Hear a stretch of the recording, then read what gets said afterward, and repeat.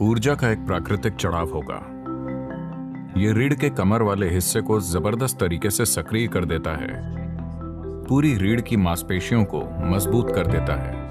आप देखेंगे कि आपकी बुद्धि की तीव्रता में एक अंतर आ जाएगा, सिर्फ इसलिए कि आप कुछ सरल सी चीजें कर रहे हैं।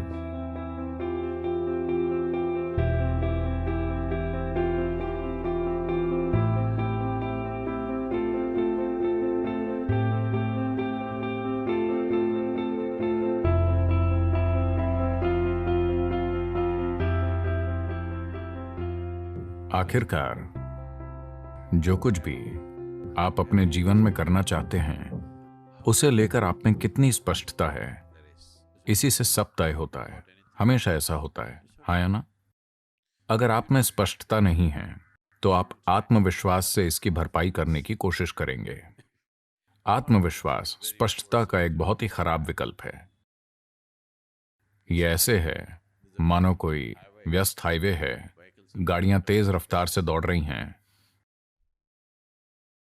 आपकी नजर साफ नहीं है, पर आप में आत्मविश्वास है। आप अपने राशिफल की ओर देख सकते हैं। आप जानते हैं राशिफल?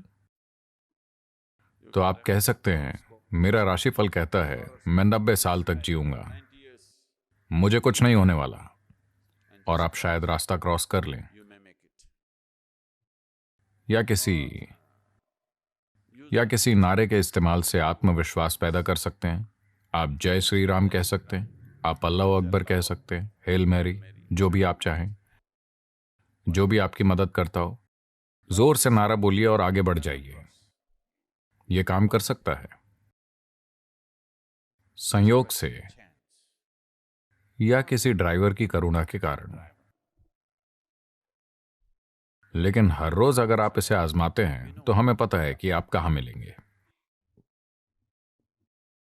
एक दिन शायद आप विश्वास के भरोसे पार चले जाएं। तो आत्मविश्वास स्पष्टता का विकल्प नहीं है। If you want to do anything successfully, you must have clarity, isn't it? अगर आप कुछ भी सफलतापूर्वक करना चाहते हैं तो आप में स्पष्टता होनी चाहिए, है ना?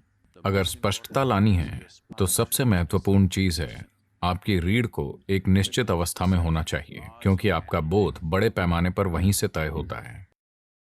देखिए, रीढ़ केवल एक भौतिक पदार्थ नहीं है, इसके द्वारा सूचनाएं भेजी जाती हैं। यह एक गहरा संचार नेटवर्क है। अगर आप इसे खो देते हैं या अगर यह असंवेदनशील हो जाती है तो आप नहीं जानते आप क्या खो रहे हैं। आप कुछ ऐसा खो रहे हैं जो अद्भुत है। तो यह सिर्फ शरीर का एक हिस्सा नहीं है,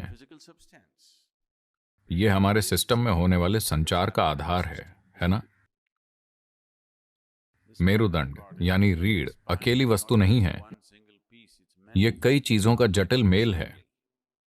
हर रोज इसे तानना जरूरी है। अगर यह खुद में घुस जाए तो रीढ़ की संचार क्षमता आमतौर पर खो जाती है। तो यह योग नमस्कार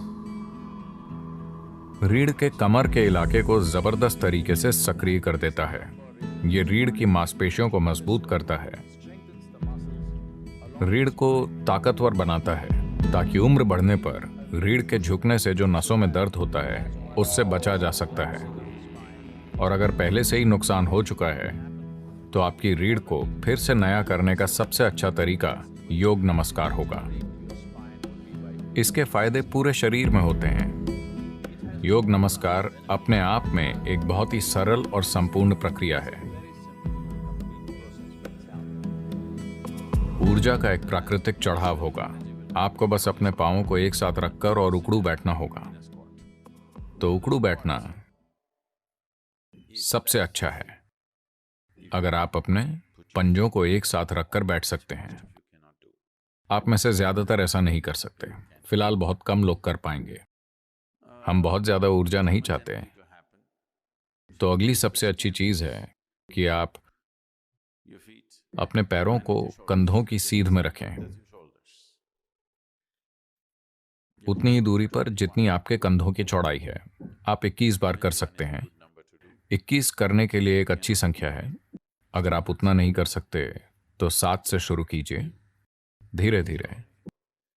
हर 2 दिनों पर अगर आप 1 बढ़ाते हैं तो लगभग 40 दिनों में आप 21 पर पहुंच जाएंगे, जो एक अच्छी संख्या है। आप देखेंगे कि इससे आपकी काम करने की क्षमता में एक जबरदस्त अंतर आएगा।